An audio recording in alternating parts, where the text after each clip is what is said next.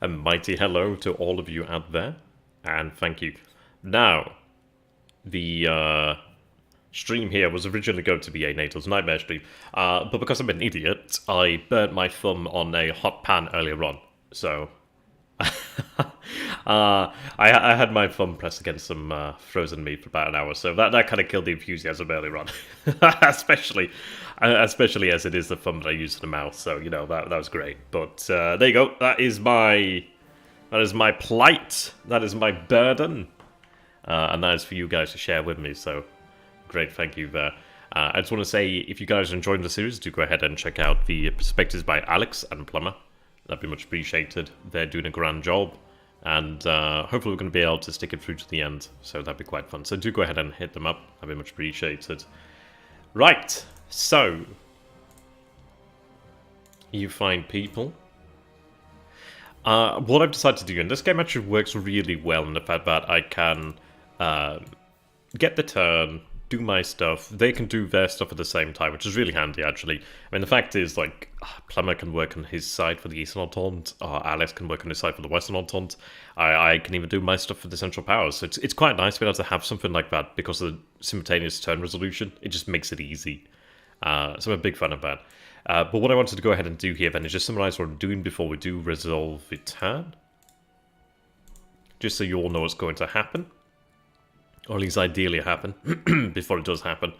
So what I'm going to go ahead and do over here on the Western Front is I've compacted the armies, and what I'm kind of thinking here is I want to try and just keep his armies in check.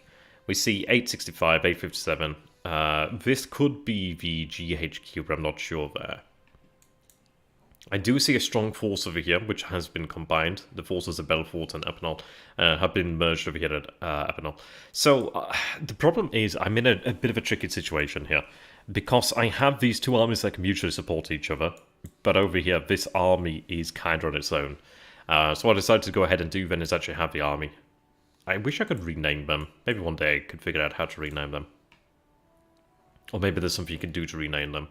But anyhow, they're moving over here to link up. We did manage to get the two cores over here. And the good news is they do at least have a level of entrenchment, which is not a lot, but it's something. This is good terrain to fight in, so at least it gives us something. So that's quite good. I'm umming and ahhing about how to proceed here. Because I could leave Saarburg and Strasbourg open. They are fortress cities, and therefore this one's not so much of a fortress. It still has a garrison, but not as much of a garrison. They do have their garrisons where they can resist. Another complicated factor is I do have a corps moving over here to the Agile Hills. The problem is I don't have enough armies to completely cover the front here, but neither does he. I mean, I'm complaining about having 4 armies, he has 3 armies. Technically there's an army here, but it's obviously not a full army. So he's in a difficult position. How you doing, Heineken? Good to have you, my friend. Hope you're doing well. And I trust that you are. But I'm also wanted to go ahead and actually make some aggressive movements. So what I'm going to go ahead and do here then is send this cavalry corps. It's only 2,000 cavalrymen. They've been given orders for the defense, so I can actually try and take control. There's obviously nothing here, but I want to try and secure this wooded hills. It's on the flank of Epinal, north of Epinal, to the east of Nancy. Like, Nancy would be really nice if I could take that. Excuse me. Because it would be really ideal to secure one fort. Now, he would be able to react to that, and I'm hoping that he does react to it. But what I'm kind of trying to do here is kind of sound out what he's going to do. I want to go ahead and send the cavalry corps over here just to gain information about Charms. I don't know how you spell that, pronounce that. But I want to have a cavalry corps over here just to act as a provocation. He may know it's a cavalry corps, he may not. Yeah, how you doing there, Hanamir? Good to have you. I will be doing a couple more play-by emails. Excuse me. I do have one... Sorry, I have 2 for NATO's Nightmare. I need to finish the turn with Alex, and I also need to finish a turn with SD League, so I'll be covering those in the near future. I also do have one of the East 2 play-by email with Night Phoenix. I just need to go ahead and actually get that done. That one's a little bit more work than the others. But this play-by-email up to End All Wars is really nice. It's nice to go back to the roots. It is a truly fantastic game. And it's really quick, which is nice. Pretty solid as a game there, really. Okay. But yeah, I'm kind of looking towards securing Nancy in the future. If I could secure Nancy, that would be really nice. And there is a possibility of that happening. There is a possibility of it. The problem is I can't really have a army here in the Wooded Hills because it's never going to go for it. It's just not going to go for it. I did think about having it ordered. I don't know, it's been a conundrum. I could have it march over here, but it's not going to help. Hey, Dinner Flamebreaker, good to have you. I could have it move to Val de Marzel. And that would put a lot of pressure over here at Saint-Mihiel. Saint-Mihiel, I don't know how to pronounce that. But again, I do leave the army here out to dry, but they do have good defensive terrain. It's not a lot to work with in terms of defensive terrain. What I'd like to go ahead and do, and what I've started doing here then, by the way, is I've spent a couple resources to begin the training of 3 new divisions, which I can have commanded by this corps. But I decided, and you wouldn't believe how much they are. Like, training a division of 12,000 men is about 10 war supply. A new heavy artillery regiment is 250 war supply. And I'm kind of feeling like I'm going to need to have a lot of heavy artillery. I did consider building another munitions factory over in Berlin. We do have one underway. I might go ahead and try and have something like a new munitions factory being constructed every month, maybe, or start one every month or 2 months, something like that. We'll have to get a feeling for how much artillery we're going to need.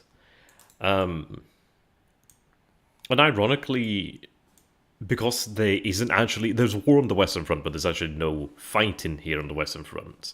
I'm not expending artillery. But I also do have a mortal fear that he's able to build up his heavy artillery in a way that I can't. But yes.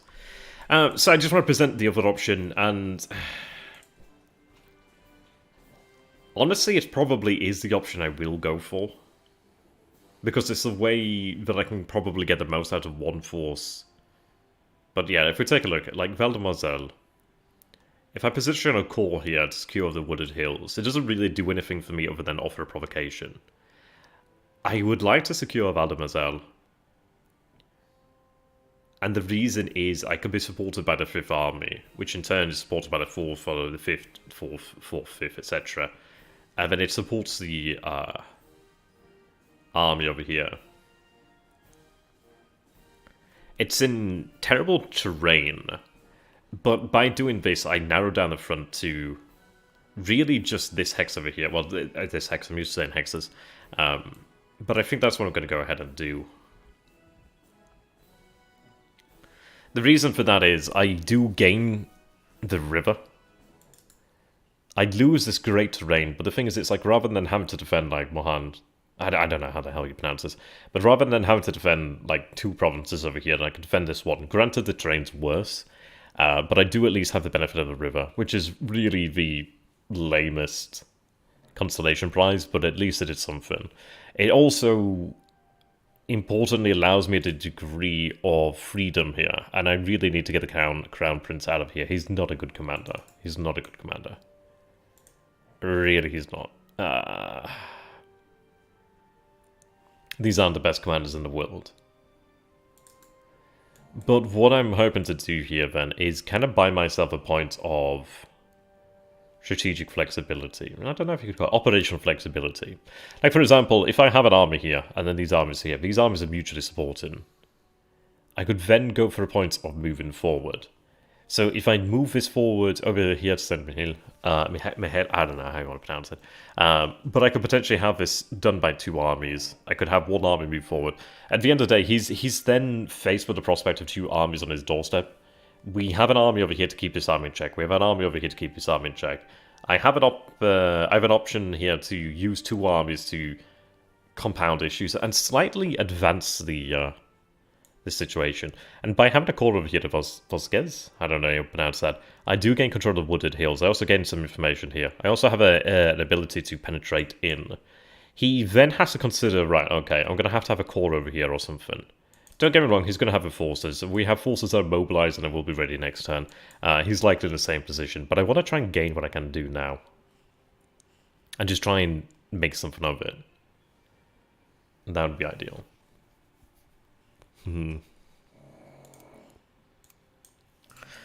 We did move pretty much the entire German fleet over to the Baltic. More or less. Like, for example, I also do have a North Army. Like, the North Army is going to head immediately to the Western Front. The fact that he's a level 3 commander is just, yeah. And he's not a terrible one. He's not amazing, but he's not terrible either. But he's also a strong disciplinarian. So that means it gives additional troop quality. And I think with Von Moltke, or no, with Repress in charge, he's also, yeah, he gives additional troop quality there, which is nice. I don't think he would want to attack, hang on, I'll have you want to pronounce it. Yeah, he's obviously with a defensive plan in mind, so he needs to obviously like position himself. And that's true. That is true. Like, positioning a Valdemoiselle, like as noted by Hannibal, does make us an easier prospect to attack. But this is like essentially why I'm not going to have an army positioned over here to Vosges, because it's like, it's just pointless. It doesn't do anything for me. When it comes to defensive terrain, you want to give the enemy an incentivization. It's like, for example, if I go out fishing and I put the hook out there, I don't know, let's say it's a smart fish. The smart fish is like, yeah, that's a hook. I ain't going for that. But if I put a hook there, let's say smaller hook with some bait on it, they're like, oh, okay. Yeah, that looks okay. I'll go for that. I'll bite. And this is essentially that strategy. I know that's a terrible analogy. I'm not really a fisherman, but I can assume that's how fish think. Maybe that's how fishermen think too. Who knows? Maybe they dress up as a fish and take the hook. Who knows? Who knows what happens on a boat? But anyhow, the idea is, at this moment in time, he's going to dig in. I'm not going to win the war by defeating Russia alone. I do want to try and incentivize him into attacking when I have an advantage, if that makes sense. He could attack me over here at Valdemoiselle, but right now he doesn't have the armies to do it. But if it does go for it, I do have at least the numbers in the immediate time frame to actually have an advantage. So even if I lose a battle, I have the ability to carry on a battle the day after, if that makes sense. He can exhaust himself, and then I can take advantage of that. So it's one of the reasons as well that during the first turn, and then even this turn as well, I've not produced a lot of units. What I'm making sure to do is just make sure I've got the replacements to said units. The Germans are fantastically well provisioned, but I've been building up the Austrian replacements as well, just giving them replacements. And the idea behind this is like, I don't need to have additional troops right now because I have plenty of additional troops coming online. I just need to be able to sustain. But I need to be able to draw him into battles, and I need to be able to create the conditions for victory, if that makes sense. What do the military types call it? Like shaping the conditions? Something of that nature. This I want to keep strapped together. I could defend in Colmar and Mulhouse, but I'm going to choose to defend in Mulhouse. At Mulhouse, I have a back way out. Well, I have a back door at Freiburg. Colmar, technically, yes, I do have Strasbourg there. And arguably it would be better, but at the end of the day, this one has a rail line. If he takes Mulhouse, he can rail troops in there. He can rail troops at Belfort, but then again, it makes it a little bit easier for me. So that's kind of my thinking here on the Western Front. We'll see how it goes. The Eastern Front as well was a bit of an interesting one. So what I'm going to go ahead and do and show is the naval stuff to begin with. So we did look out. Oh, by the way, the turn was right. Everybody's turns went through. I have got their orders to actually resolve this. So as soon as I've finished explaining this, we can go ahead and take a look at the resolution, see what happens, see if I'm right. We have our submarines over here on the way. I don't even really need to have them on evade because I don't think they're going to be engaged in anything.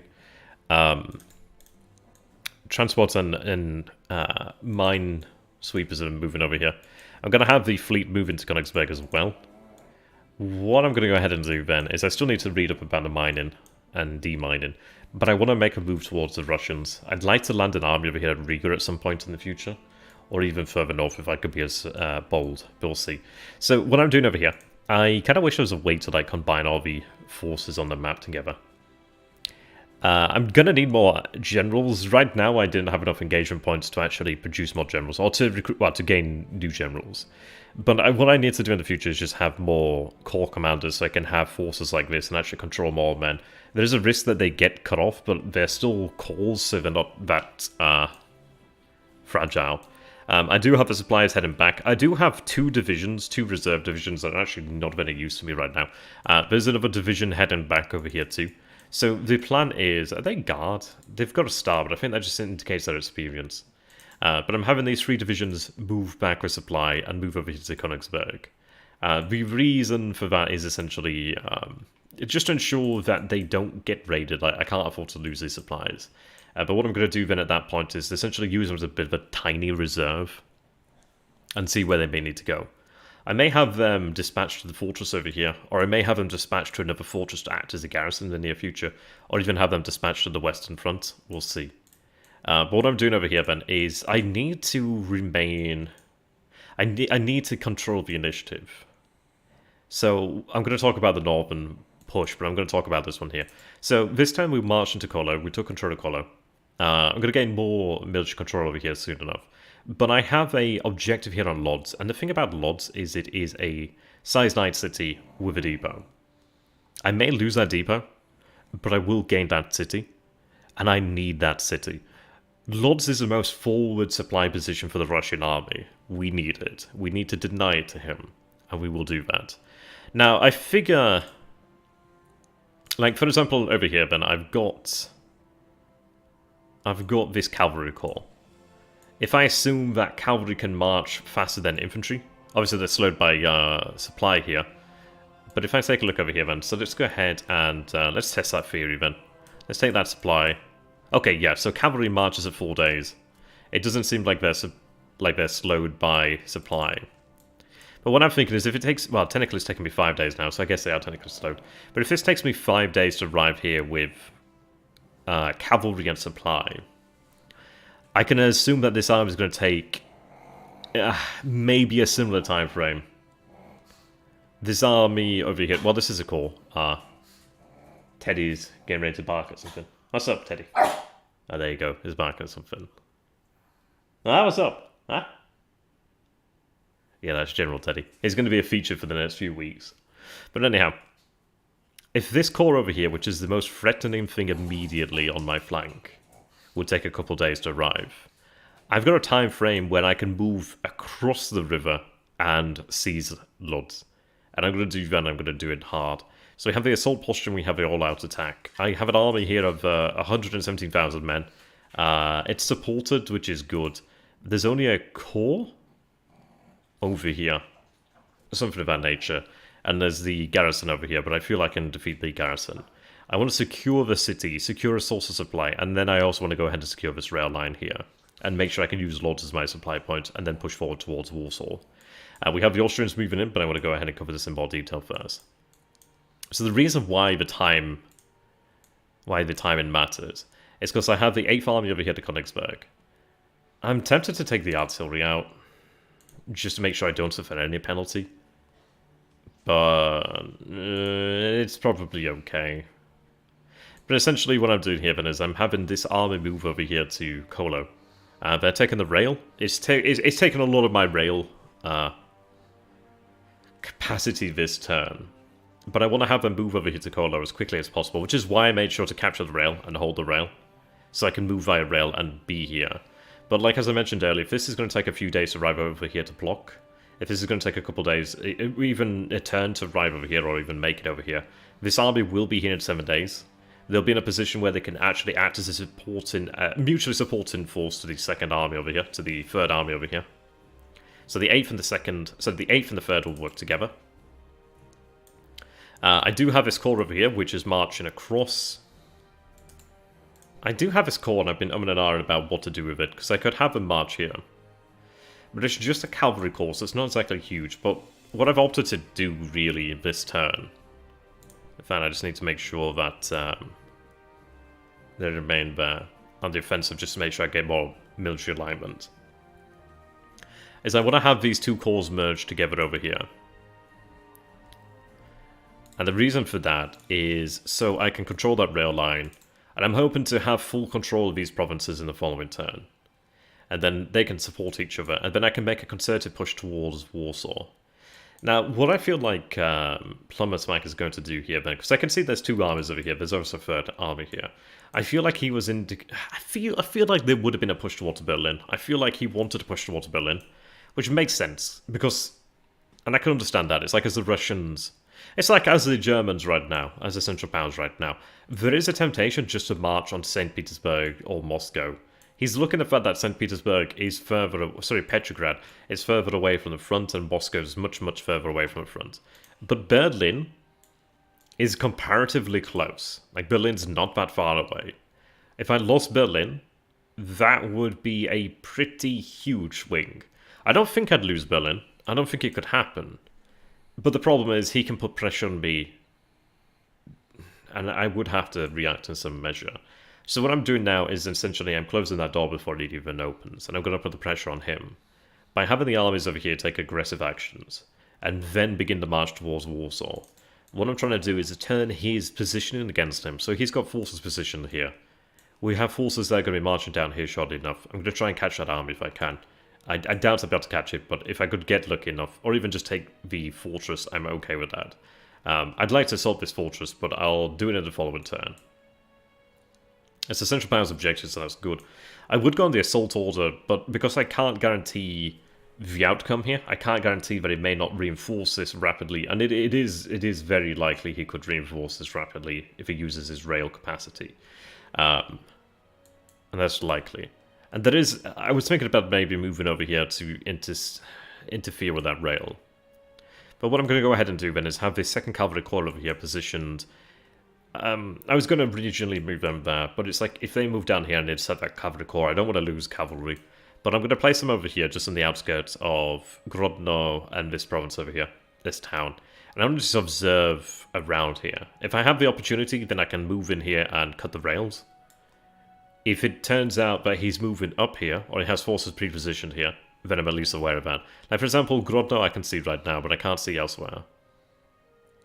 So I just want to be aware of what's going on here. That's the name of the game here.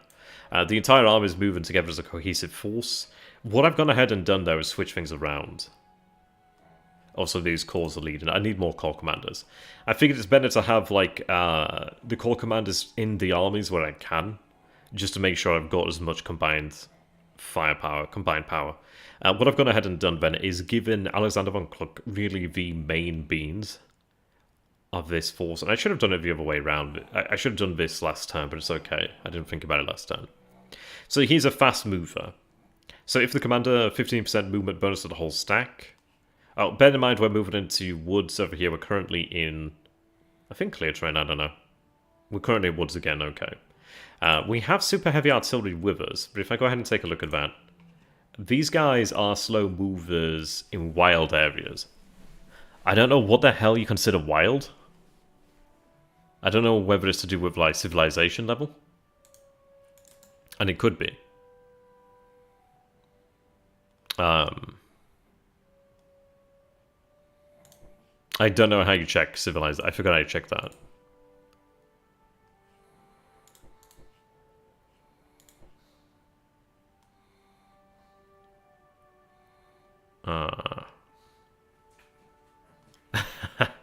Yeah, I forget how you check. Weather's an important thing, by the way. I haven't checked weather, but weather's an important thing too. So we have clear weather over here. Yeah, clear weather. That's looking great. How's the Western Front? Clear weather, okay. We are in August after all. Yes, so what I'm trying to do here then is move faster. They're going to move together. I could turn off synchronous movement, but I want to make sure if I arrive with everything. I doubt he's going to be there, but if he is there, and if he does bring reinforcements, I want them to engage as a single cohesive force with as much power as possible. But in the future, I will kind of use von Kluck as my offensive general. He's a full 5-0. The man doesn't know what the meaning of defense is. He's 4 strategic, 5 offensive. He's reckless, so he's not likely to retreat in the first 2 hours, which is another thing as well. Like, if I get there before the other armies and I find more than I bargained for, he's not going to pull out. Not quickly. He's an aggressive strategist. In the future, I'd probably have him move to, like, CNC, perhaps. He's better than von Moltke, really. But he's a fast-moving general, and that's what matters to me. Oh, by the way, this is within our command range, so that's good. I said civilized 60 then, I must have missed that. Oh, yeah, civilization level, yeah, you're right. I didn't notice that, actually. Well spotted. Yeah, civilization level 60.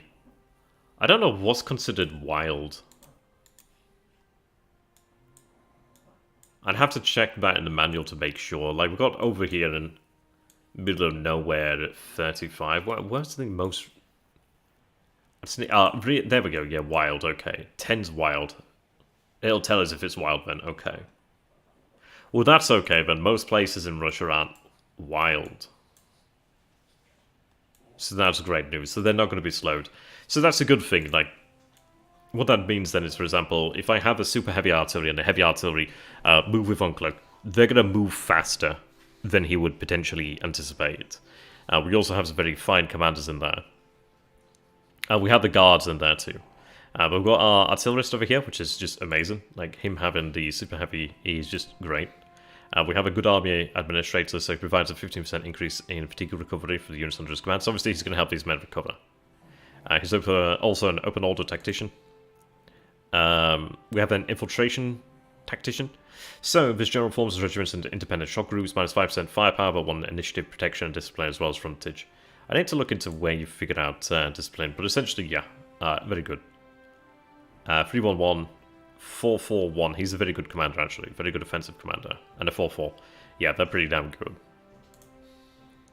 We've got a 312, and a 311, and a 423. Von Bülow is going to be our defensive general over here, but yeah, von Kluck's going to be leading the way. So what I'm doing then is marching all these armies together, and the corps together. They're moving back, and they're moving in. So we're going to move to the objective over here and take the objective. The good news is, no matter what, this is still my objective, so taking it is going to be a good thing for me. But I want to catch the Russians out. But what I'm hoping to do is engineer a situation where I have German forces down here pressing on Warsaw, German forces over here moving down to Grodno if I can, or if the situation is wise. I'm going to have this force move over here just to get a sense of what's on the rails. So I'm going to have them cut the rails and then move over here.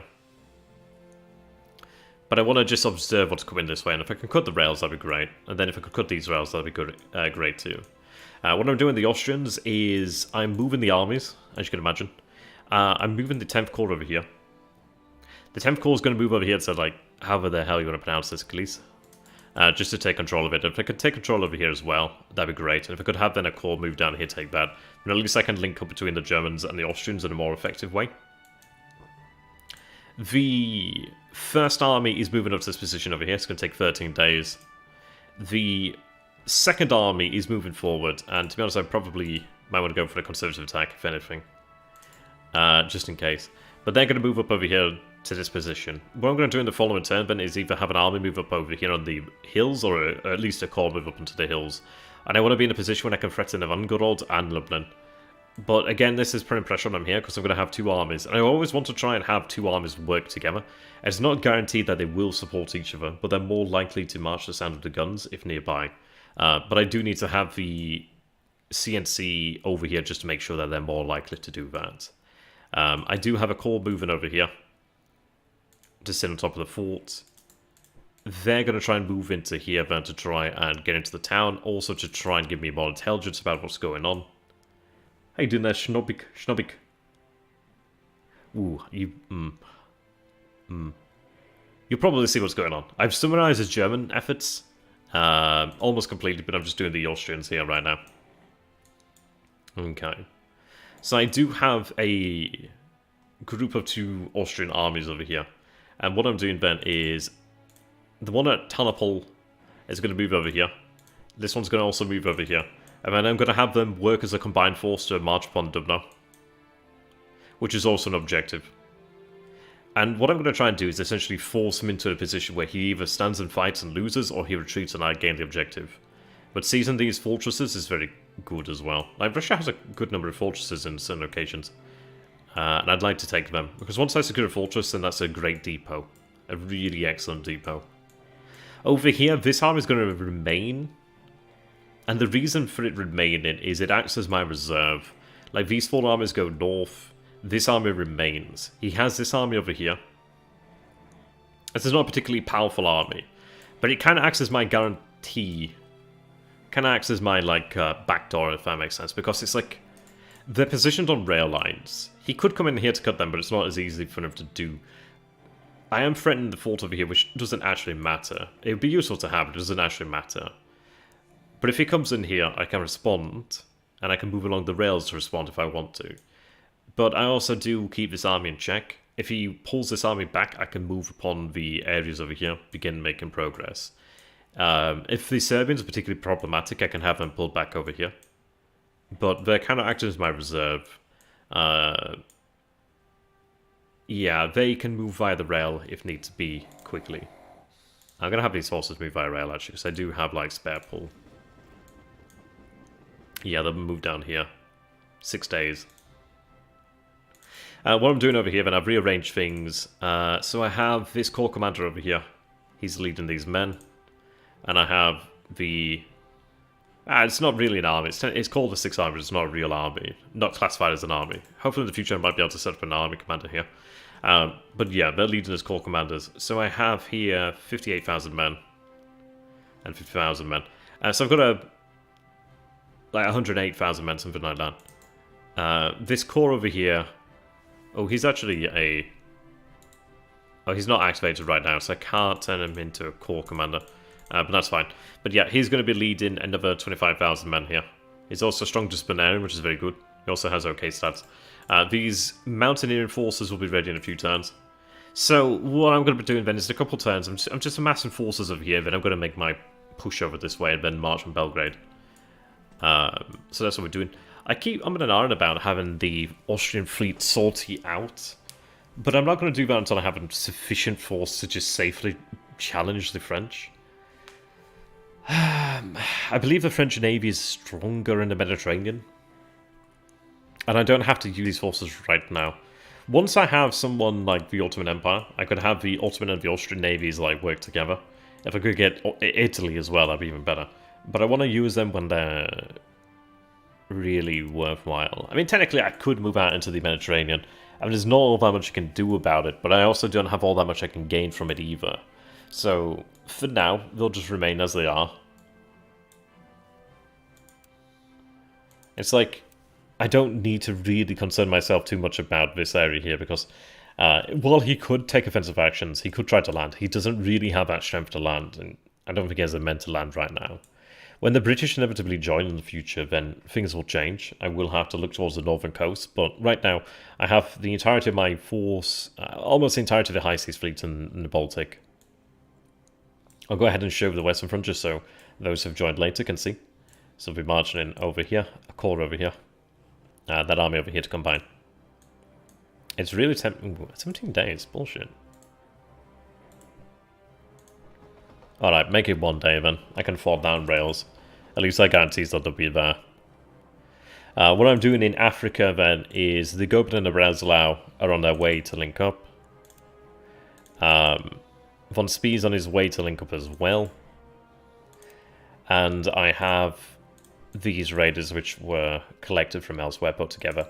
I do have the second corps over here which weighs 5.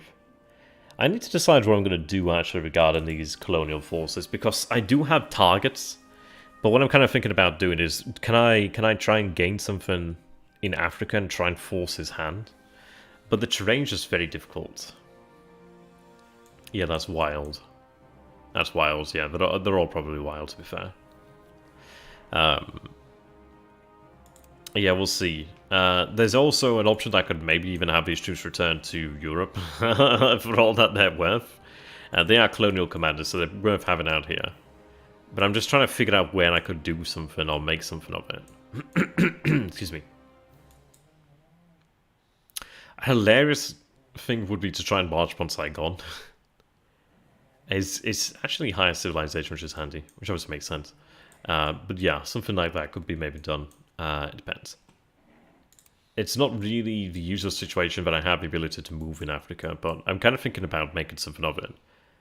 It looks like so he's got 2 colonial brigades and then a garrison. He's got a very large... Like, Dakar is actually really quite large. If I could take Dakar, then that would actually be a pretty big gain for me.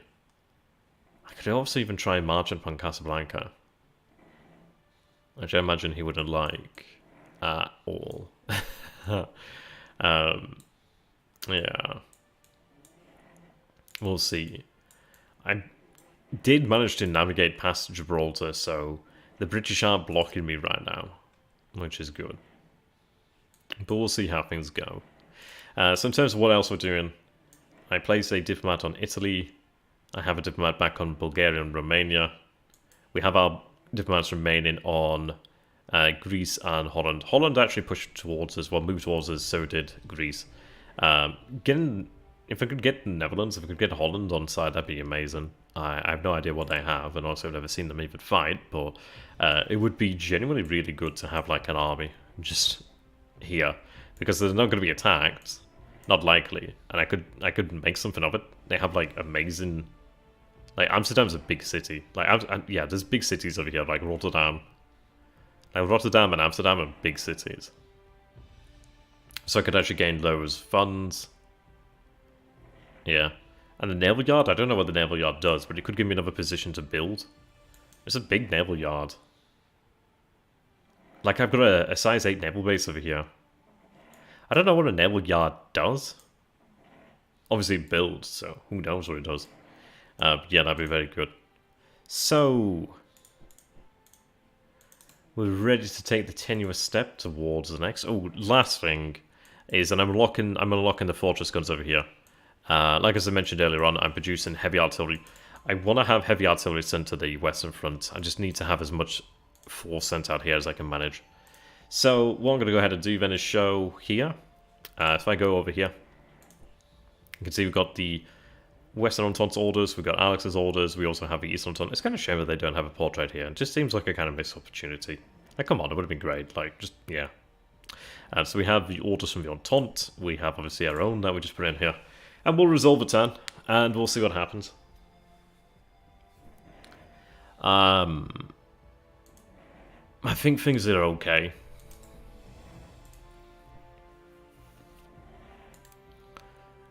We'll see what happens, and hope for the best. But we can definitely sustain a couple of defeats. But I don't see us really suffering.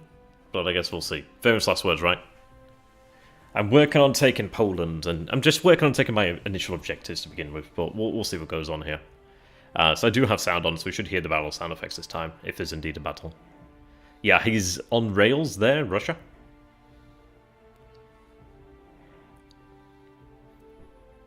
Is he moving? Oh, our forces moving. We see some forces here. He's moved over there. We see the Montenegrin army there. Okay. I always forget about Montenegro.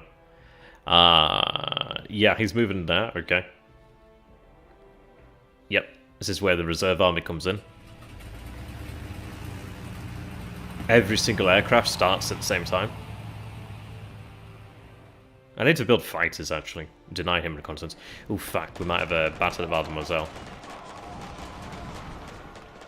We'll see. Okay, so we do have German victory over here at the Battle of Lodz. Ooh, that is a nice victory. So we do take out the Lodz garrison. This army corps, I think, retreats. We suffer 6,560 casualties. We inflict 33,000 casualties. And I think take Lodz. We're on the 7th day here. Do we have a battle of Mademoiselle? Ooh, he's got a corps there, maybe. Though actually it might be an army, but it might be an understrength army. But But we've moved into Valdemoiselle at the same time. Oh, we do find a second day of battle. Okay. That's not good for him.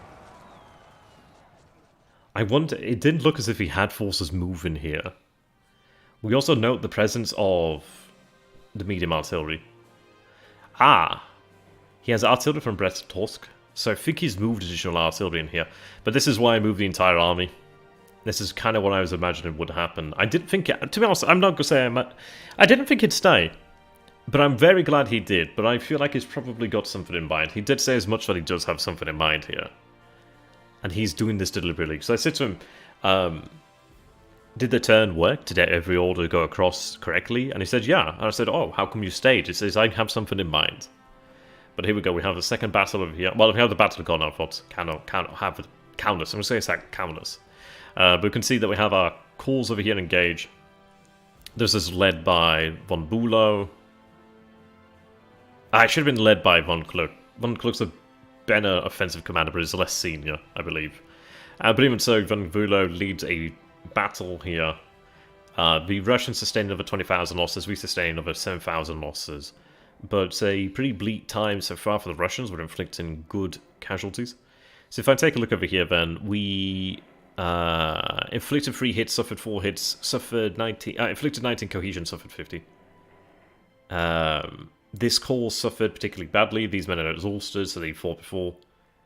I mean, our men will be tiring out. They've fought a battle already, and they'll be fighting another battle today. They did receive protection from the entrenchment, so they've had a bit of a boost there, which is probably what's lowered their casualties. But again, yeah, looking pretty good there.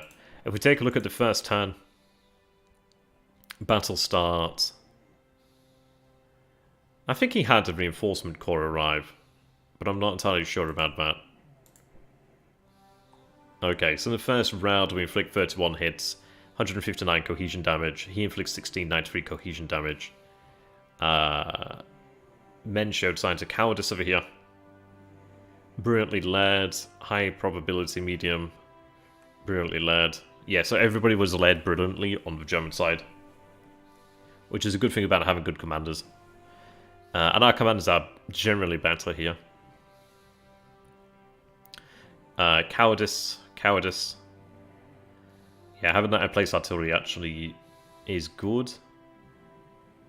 Our supply is probably spent now for the armies. I'd be surprised if we did have supply. Yeah, this phase we inflict. Yeah, just this core fighting against us here at this moment in time. Yeah, so we inflict 34 hits, 173 cohesion damage, 10 hits, and 64 cohesion damage. The men over here are exhausted.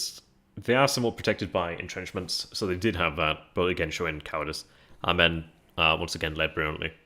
And we do have men demonstrating good tactical skills, so that's good. A little bit of bad luck over here, though. Okay. So there's the second victory from von Bülow. We will assault the city this turn. Looks like his force moved over here. Cavalry moved over here, so I mean, obviously would have picked... Ooh, okay. Right, so we do suffer our first defeat over here. So I did have a cavalry... Well, sorry, a corps moving in here. And it looks like we encountered the Russians, and the Russians got the better of us here. Suffered relatively light casualties, 2,500, but we would lose at the end of the day. So it's a shame. I wanted to move in there, but his interceptors was like core. We've seen the French move. Interesting, he's moving away from Longling. Right, we do have the Battle of Valdemoiselle. Looks like we're being reinforced. Looks like he's being reinforced, and we have victory here today. We have victory at Valdemoiselle. I didn't foresee a battle occurring here at Valdemoiselle, but again, we managed to actually come out on top here. So we did have 263,000 men in this battle versus 189,000 men. We suffered 14,000 losses. He suffers 22,000 losses. So this, interestingly enough, he had aircraft involved in this battle, which is intriguing. We were matched, more or less, on guns, but we did have twice the amount of cavalry. We had a couple tens of thousands of more infantrymen. But this battle went in our favour. We also do get a good solid look at the French army. And as I said last time, plenty of field artillery. We have heavy artillery and medium artillery, as well as the field artillery. He has a lot of field artillery. We have just the medium. Well, we have field artillery, but also medium and heavy artillery, so that does help. So we inflict 60 hits, he inflicts 50 hits. He gives just as good as he takes. So if we take a look over here then on the start of the battle. At the Battle of Valdemoiselle, which I didn't foresee actually occurring, but it did occur. And a bloody start. Again, it shows the thinking here. So, inflicted hits 10. Yeah, suffered hits 19. Suffered cohesion. Right. 3-1-2-2-2. 2-1-1. 3-1. He's a damn good offensive commander. Pierre has been... Oh, Pierre Servien Rufi. What a great name. And these are not even the best commanders. Repression von Bayern is a decent offensive commander, so that probably helped out there. Okay. But there we go, so we do have our victory, our first victory on the Western Front. We had our first defeat on the Eastern Front of a few thousand men, but we've had solid victories now so far in the first weeks of the war, which is good. And that's good. That means that we, in theory, own Valdemoiselle. And I'm good for that. So, bad luck. Cowardice over here. Fatigued. Brilliantly led. Yeah. We were reinforced as well by the army nearby. This is what I was talking about before I began this battle. Like, we had the army to the north to support us, which is good. We managed to check and defeat the French. So we seized the plains of Valdemoiselle. We seized Vosges. And we've achieved a pretty important victory there. We do actually take Kelm. Kelm, however you want to pronounce it. He did have a core over here, but it looks like they were told to retreat. Okay. I think that's a good day of battle for us. I'm quite happy with that. I think General Teddy agrees. There we are. Okay.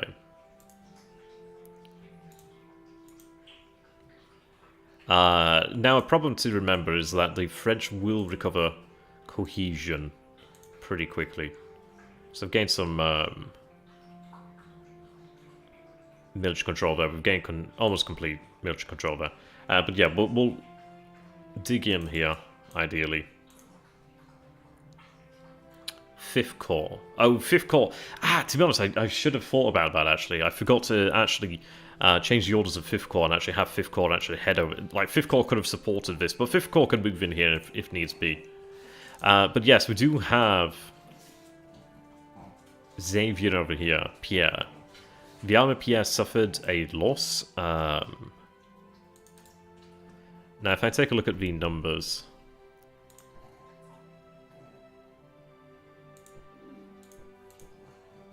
Replacements haven't gone out yet.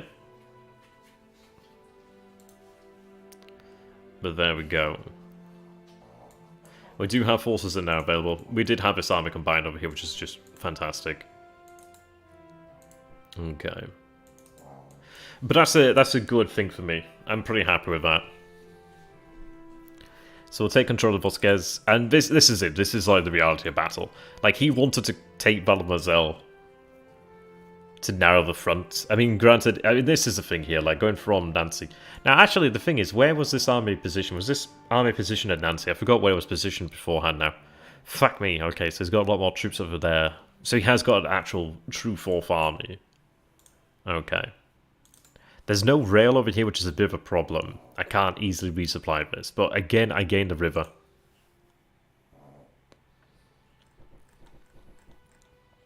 Use some supply, but not that much. But I will gain entrenchment here soon, which is going to be good. But I'm happy about that result there. It's not one to sniff at, so I'm happy about that. Okay. Yeah. We have forces now that are active. I can have these forces rush to the Western Front to reinforce there. But again, this is what I said essentially earlier, is that these forces would be moved about. We do have Von Mulkey, who's now available to be moved. So Von Mulkey, I'll probably have Von Mulkey, probably shifted around here somewhere. Let's see. It's got brigades in here. We'll assault here next turn. That army has taken a bit of a beating.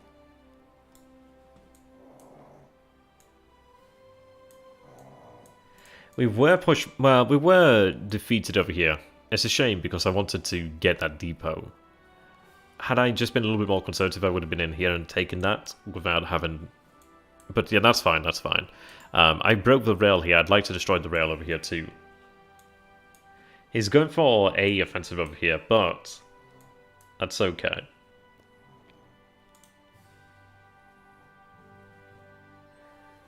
They could just remain as they are for now.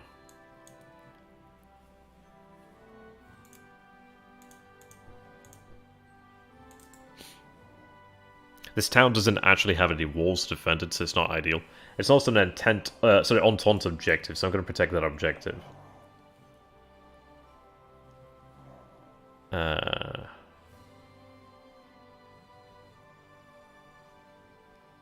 Yeah. Yeah, he's got objectives on Lemberg. He's going to fail these objectives. More than likely. We do seize our objective over here, which is great. We seize Lodz this turn. Had I gone in for the assault, I did kind of worry about him reinforced, and I think he did to a degree, but just not as much. He's moved cavalry in over here. Okay.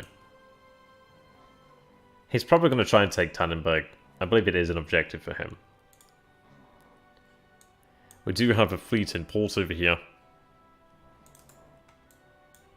I have submarines over here operating in the Baltic. Okay.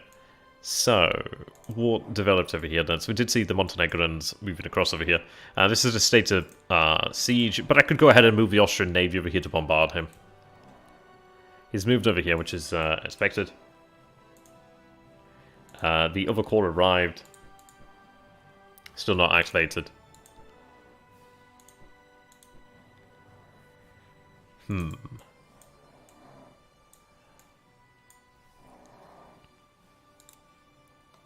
Okay.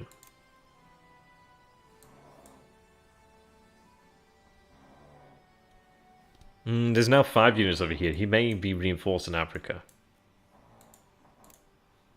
Alright, let's see.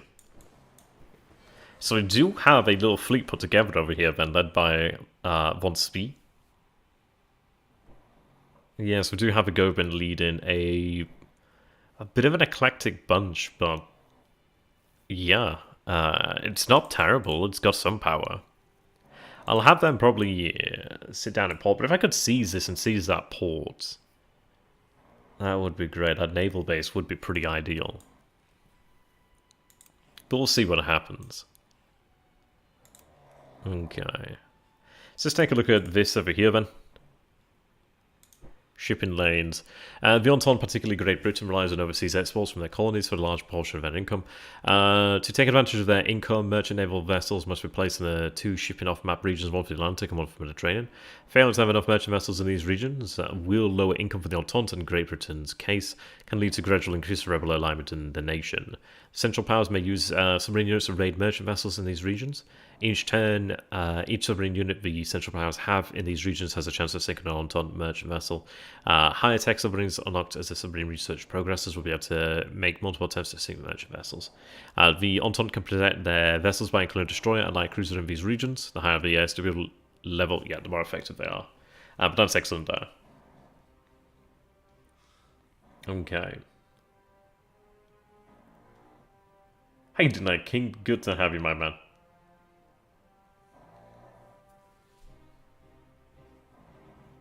Yeah, as you say there, Hannibal. Made us suffer some casualties, but we did win. It's not a lot, but at least it does secure that.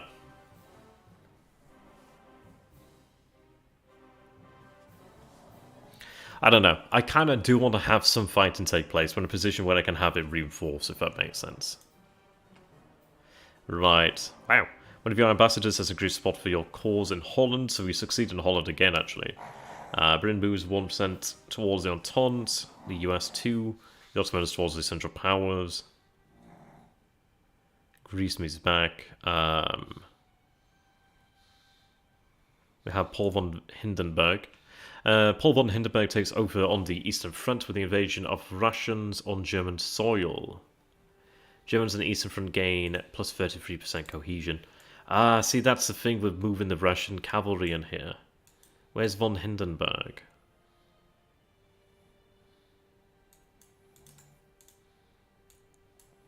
I don't know.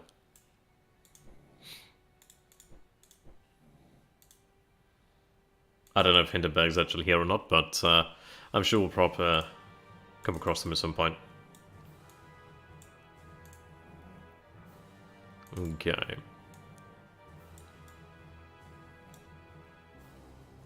So let's check over here then. So it looks like we failed with Italy, which is a bit of an expensive failure. Britain there at 25%. So I think they were at 27% last turn. So I think he had a diplomat. Maybe he didn't actually. 50 there. We do move the Netherlands to 55, which is good. And it's actually really nice. Every time we succeed, we actually do have a great chance to bring the Dutch in on our side. Portugal obviously moving closer and closer to the Entente. It looks like we failed again with Romania and Bulgaria. The ones you'd think would succeed with, we're actually failing with, which is great. Love it. I need to reduce that rebel alignment there. He's reducing his somewhat. Yeah, you can see there. Grand concessions, appoint generals, state funds, okay. See, they're probably ramping up production. Which makes sense. So they're going to need state funds. Which makes sense. I'm going to resist the Call of the Wild for as long as I can. My limiting factor is really not state funds, it's actually war material. Like, this bad boy over here was like 250. But it's worth it having that artillery. So let's see, I could have you there in 4 days. Yeah, we'll have that reinforcement corps of 25,000 arrive there.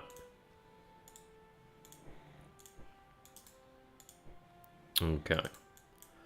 Now, I think they may have a level of entrenchment soon. But having control here at Mademoiselle, like Hannibal pointed out, it would lead to battle. And I expected it to lead to battle. I didn't think it'd lead to battle immediately, but it did go in our favour. We did score a... It wasn't like a costless victory, but it was at least in our favour. It also gives us information. Let's see. So we retreated over here. Yeah.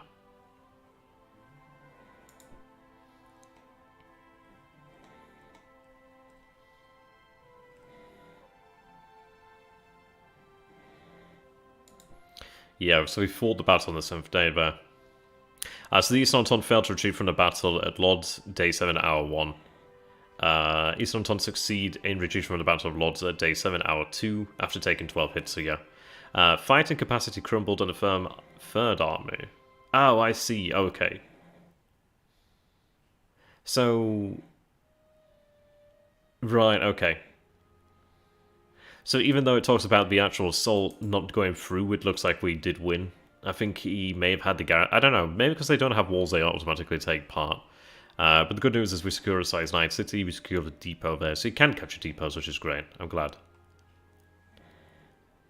We take 3,200 prisoners there. We secure Lodz, which is an objective, which is good. So we are succeeding against the enemy, we have earned 0 engagement points.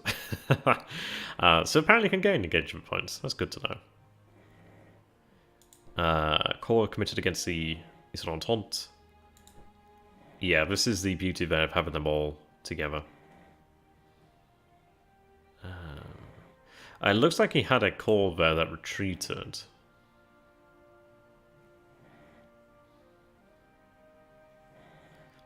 Yeah.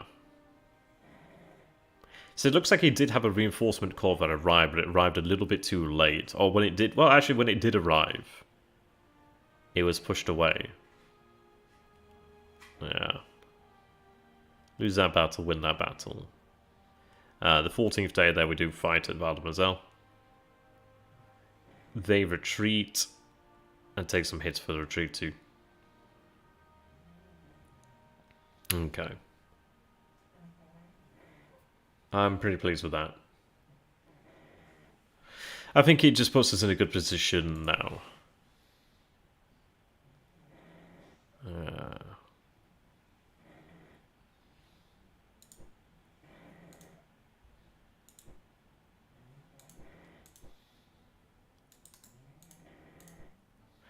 Right, the battle will heat up. I mean, the war will heat up now, shortly.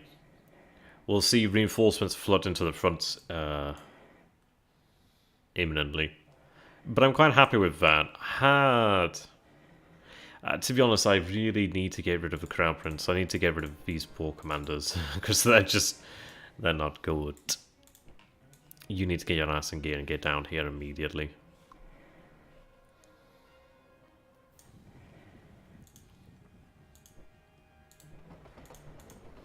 Then I can make you an army commander, ideally. You're not the best, but you're not bad. They'll be there next turn, but late next turn.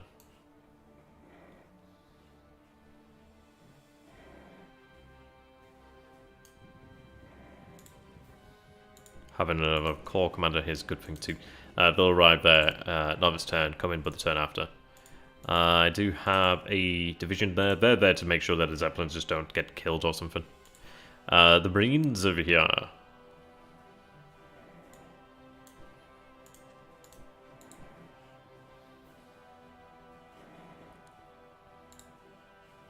So these men, amphibious. And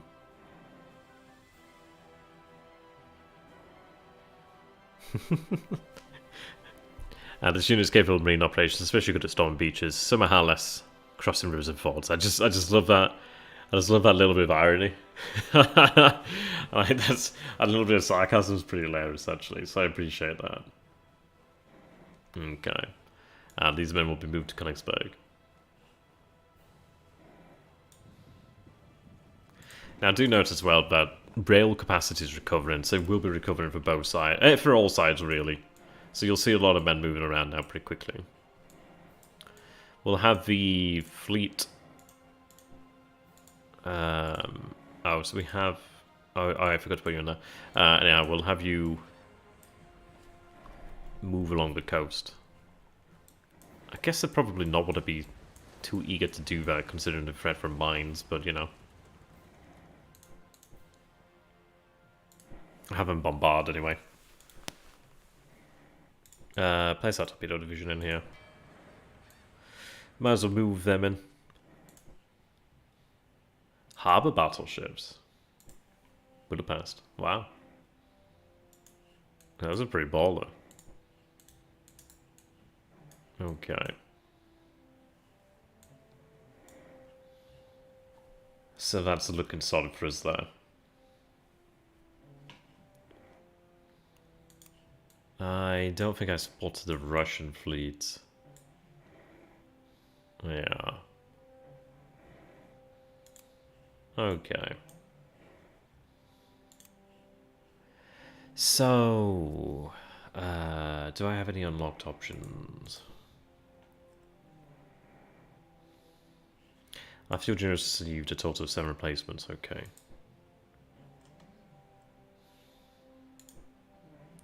So we do unlock the guns over here. Oh. Ah, there you are.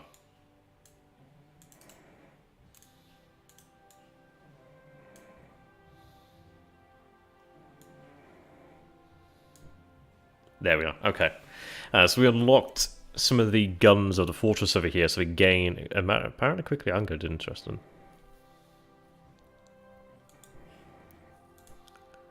Yeah, so we do gain some artillery. Excellent. Hey, did that Alpha? Good to have you, my man. Yeah, so we unlock the guns over here. Looks like these guys are unlocked as well. But this one's permanently fixed, okay.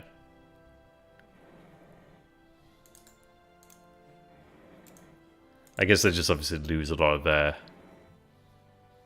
Yeah, probably just lose a lot of their, like, defensiveness. Okay. But we're looking pretty solid here. Pretty solid.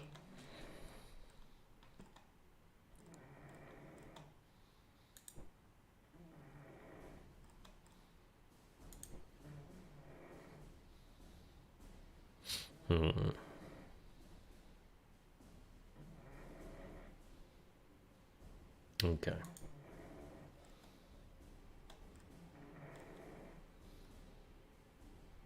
Yeah, so the good thing is, because the Baltic is actually uncontested for us, you can see there the Baltic shipping ports transported 422 supply there. That's good.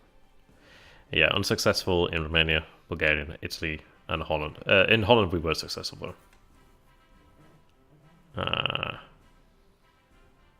Oh, he's unhappy, so I do take a morale hit there. Who are the potential allies? Can you make in this playthrough? Like, realistically, who are you going to go for? Okay. So, because of how we chose our war plans, we're not at war with Belgium, and we're not at war with Britain currently. Which is really nice. So, currently... And the British will join us, the Entente soon, but they're not in right now. But because we haven't done that, we haven't suffered a lot of issues. So, what I'm hoping to do here, then, is swing the Dutch over to our cause. They're currently 55 aligned. If I could get them to 70, they'd become pro-central powers, I believe. But either way, keeping them here is handy. Also, having the agricultural aid there is really handy, because what that means is, like, even if the blockade increases, I have a chance of regaining alignment due to the agricultural aid from nations bordering us. So that's also another reason why I want to bring the Danish on side in the future. And other nations. Any other nations that could provide aid, I would bring them around eventually. I'm trying to bring the Greeks. I'm probably not going to get the Greeks, but I'm going to try for the Greeks. Or at least try to deny the Greeks to the Entente. I'm trying to bring Romania and Bulgaria, but my diplomats have failed 2 turns in a row. We failed as well with Italy, but we'll try and swing them. The Ottomans are moving towards us, but the ideal central powers I'm trying to put together would be Bulgaria, Romania, Holland, Greece, Ottoman Empire, Italy. That'd be nice. That would be pretty nice. But we'll see what we can do about that. But there we are, so thank you very much for watching, ladies and gentlemen. I hope you've enjoyed this. I wanted to go ahead and show off the turn and the resolution. We'll get this turn done tomorrow pretty quick. Let's take a look then. Let's take a look at the numbers just before we do finish off. So we have inflicted... Let's see. So we have 40,000 losses ourselves. The Eastern Entente, so the Russians have lost 77,000 men. The French have lost 21,000 so far. So I'm going to sneeze a second. Oh, gosh. Yeah. So the Entente is just under 100,000 losses. We're nearly at half that, but yeah. I mean, this is the difficulty as well. The Eastern Entente is down to 96. The West is down to 97 too. So that's pretty good. VP gain, VP total. VP's up there, which is nice. Okay. Yeah, we gain 106 from objectives under our control, which is good. I don't know why I'm not seeing my own objectives here. Do I still have objectives?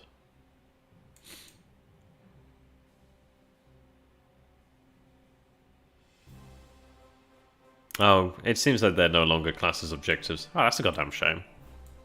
Maybe I should have maybe I should have assaulted the city this turn then. But either way, we'll take the city. Oh, to be honest, actually, there's a size 2 depot here, size 5 city, and a 4, so I'm really happy about that. It's going to be a really nice depot there. And then we'll move on to Grodno. Granted, it doesn't actually have a depot, but I can establish one there. Did our supplies make it back? They did, but they haven't actually been refilled yet, which is a bit of a disappointment.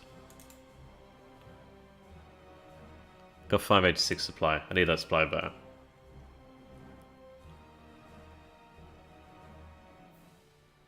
Yeah, exactly that, Alpha. And the idea is if I can secure the Balkans, and importantly secure lines of communication between the Ottomans and the powers of Germany and Austria, it means, I just obviously again, just threaten Russia on all sides. Like, I could have Balkan troops reinforce Ottoman troops and push through the Caucasus. And to be honest, really what I'd like to do is just have the ability to have the Ottomans concentrate entirely against the British in Egypt. That'd be nice.